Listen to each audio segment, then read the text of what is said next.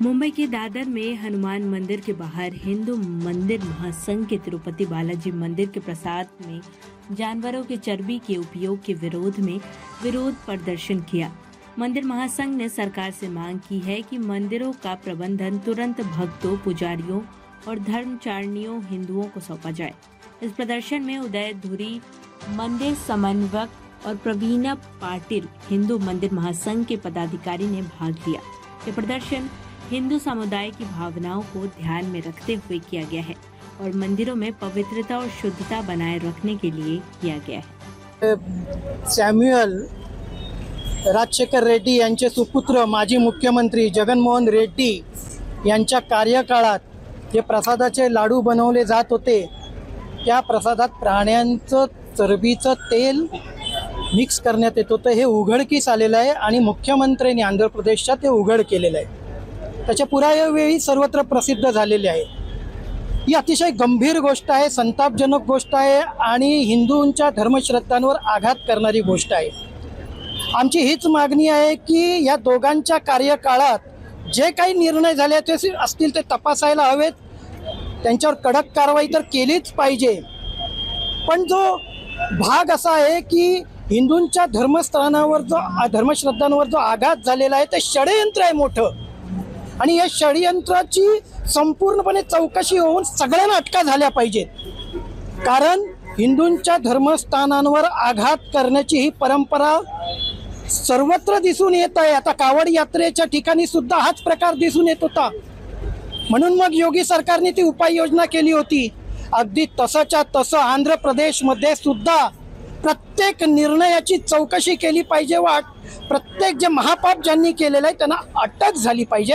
सगळ्यात महत्त्वाचं म्हणजे आता महाराष्ट्रात सुद्धा आणि संपूर्ण देशात सुद्धा ज्या ज्या ठिकाणी प्रसादाच्या इथे हलाल उत्पादनांच्यामुळे जे प्रसाद वापरले जात आहेत त्या हलाल उत्पादनांवर सुद्धा बंदी आली पाहिजे।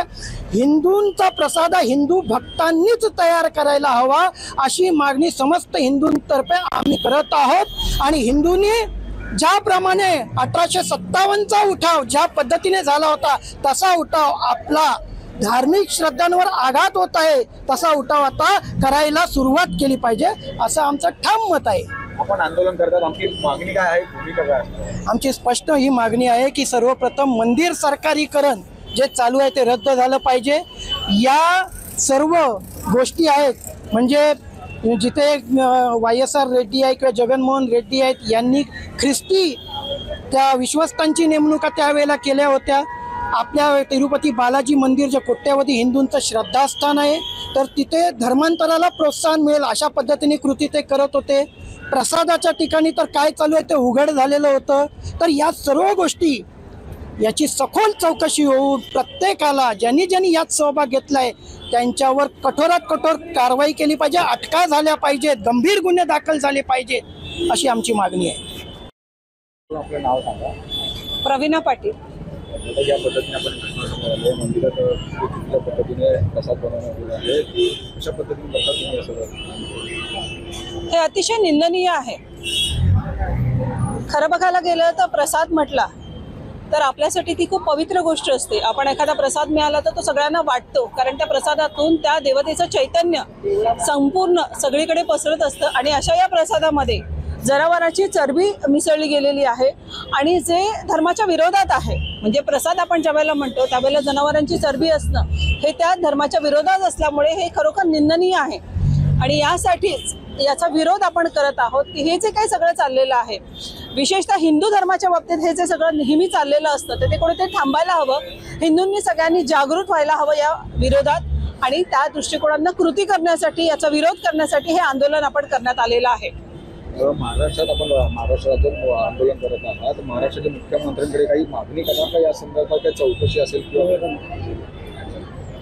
महाराष्ट्राच्या मुख्यमंत्र्यांना एवढंच निवेदन आहे की सगळ्यात आधी जो मंदिर सरकारीकरणाचा जो कायदा आहे, हिंदूंचे जे पैसे जे श्रद्धेने हिंदू स्वतःच्या श्रद्धेने देत असतात ते पैसे जे आहेत त्यांचं जे दान आहे त्याचं सरकारीकरण केल्यामुळे ते काही त्याचा दुरुपयोग केला जातो तर ते थांबवण्यासाठी सगळ्यात आधी हे मंदिर सरकारीकरण आहे हे थांबवलं पाहिजे।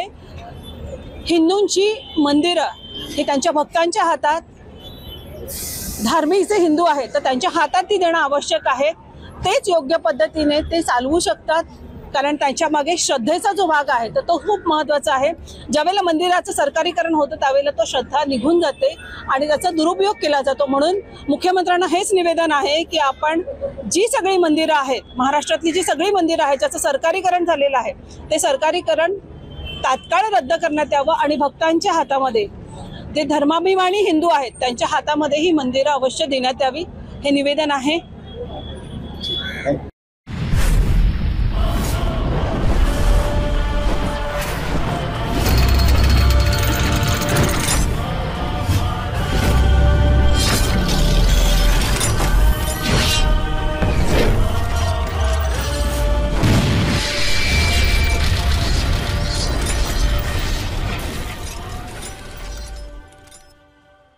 अगर आप ये वीडियो YouTube पर देख रहे हैं तो हमारे चैनल को सब्सक्राइब करें और बेल आइकन को दबाना ना भूलें. अगर आप Facebook पर ये वीडियो देख रहे हैं तो हमारे पेज को लाइक करें.